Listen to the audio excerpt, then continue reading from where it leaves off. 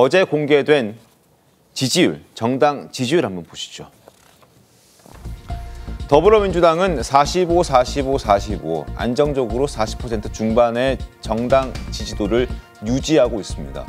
국민의힘은 20% 초반으로 떨어지더니 급기야 7월 둘째 주 정당 지지도는 10%대로 주저앉았습니다. 연령대별, 지역별로 보면 더 충격적입니다. 더불어민주당은 60대 이상, 70대 이상에서도 40% 초중반을 지키고 있습니다. 국민의힘은 20% 초반, 20% 후반, 60대, 70대 이상에서도 30%를 넘지 못합니다. 그리고 서울, 대전, 충청 등 수도권은 이미 압도적으로 더불어민주당이 지지도를 받고 있고 대구, 경북의 경우도 국민의힘은 31%를 받았지만 오차범위 냅니다. 3%포인트 차이. 부울경에서는 또 39% 더불어민주당이 받고 있고 25%에 그쳤습니다. 국민의힘은. 자, 연령대별 지지율 그리고 지역별 지지율 저렇게 낮게 나왔다는 부분 국민의힘에서는 반성을 좀 해야 될 것 같은데 최병민 어떻게 보셨습니까? 글쎄, 뭐 지금 현재 여론조사라는 것은 이제 그 국민의힘 입장으로 보면 대선 패배 후 한 달쯤 지난 뒤에 여론조사죠. 네. 그래서 이제 국민의힘으로서는 이 그 대선 패배의 위기를 어떻게 수습하고 재건할 것인가 하는 지금 논의가 한참 진행 중인데 네. 그 논의가 매끄럽게 진행되고 있는 것이 아니고 그 안에서 또 내부 분란이 굉장히 많이 일어나고 있어서 맞습니다. 눈살을 찌푸리게 하는 장면들이 많이 있거든요. 네. 아마 그런 것들이 이제 반영된 거라고 저는 봅니다. 또 일부 국민의힘 지지층 중에는 아예 뉴스 자체를 보지 않는다 또 이렇게 얘기하는 분들도 상당히 많이 있고 그래서 그런 것들이 종합적으로 지금 지지율에 나타나는 있는 것이기 때문에 저걸 뭐 부인할 수는 없다. 다만 이제 지지율이라는 거는 또 이게 시간이 흐르면 또 바뀔 수 있는 게 지지율이기 때문에 네. 앞으로 이제 민주당이 어떻게 하느냐 또 국민의힘이 어떻게 하느냐에 따라서 저 지지율은 충분히 바뀔 수 있는 상황이니까 그걸 가지고 왜 흔히 우리 일희일비하지 않는다 뭐 이런 얘기를 하죠. 뭐 지금 국민의힘은 뭐 그 정도로 안도할 수 있는 수준은 물론 아닙니다. 네. 그러나 그 지금 저런 상황을 그 이제 정말 직시하고 그리고 앞으로 대책을 잘 세워 나가면 네. 뭐 언제까지 지지율이 이렇게 되리라는 것은 없는 거거든요. 그러니까 국민의힘이 하기에 달려 있다고 봅니다. 자, 그래서 그런지 최악의 지지율을 기록한 국민의힘 이제 윤희숙 국민의힘 여의도 연구원장을 혁신위원장으로 앉혔습니다. 자, 혁신위원장이 된 윤희숙 혁신위원장의 목소리 한번 들어보시죠.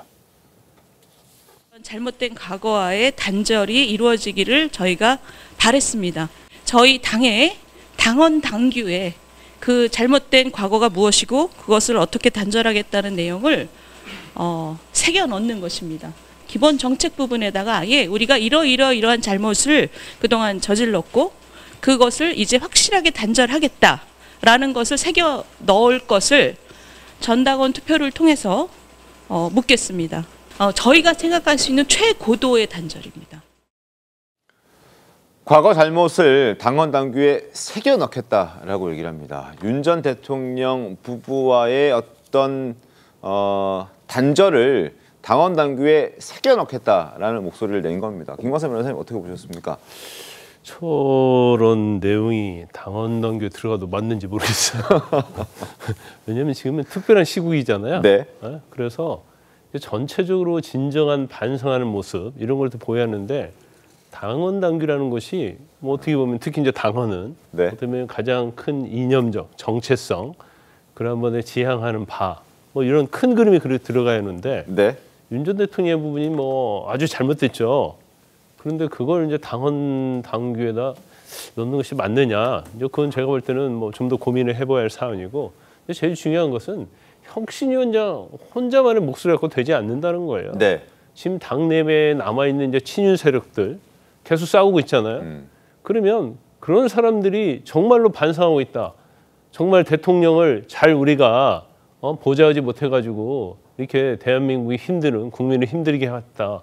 이런 진정한 반성이 있어야 하고 근데 비상계엄이랄지 탄핵 때 찬성을 한 거에 대해서 정말 과오다. 이건 정말 잘못했다. 네. 용서를 빈다. 아, 우리가 그때 잘못 판단했다. 그런 내용이 있어야 하는 거죠. 그런데 당헌 당규에 넣었다고 해서 거기에 책임 있는 사람들은 조용히 입 다물고 있고 뒤에서 뭔가 당을 장악하기 위해서 기득권을 지키기 위해서 그런 모습을 보인다. 근데 아무 의미가 없는 거예요. 그래서 지금 뭐 의원들 지금 100명 좀 남짓 되는데 반성해야죠. 특히 전에 윤 전 대통령을 정말 비호하려고 윤 전 대통령을 방어하려고 했고 네. 그 어떤 비상계엄을 갖다가 굉장히 옹호했던 그런 세력들이 앞으로 나와서 진정성 있는 반성을 해야 하는 거예요.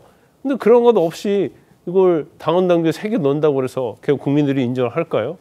제가 볼 때는 혁신위원장의 어떤 네. 생각은 어느 정도는 일리가 있다고는 보지만 그걸로서 해결되지 않는다, 저는 그렇게 봅니다. 윤희숙 혁신위원장이 이제 키를 쥐게 됐는데 과연 얼마나 성과를 낼 수 있을지 저희가 지켜보도록 하겠습니다.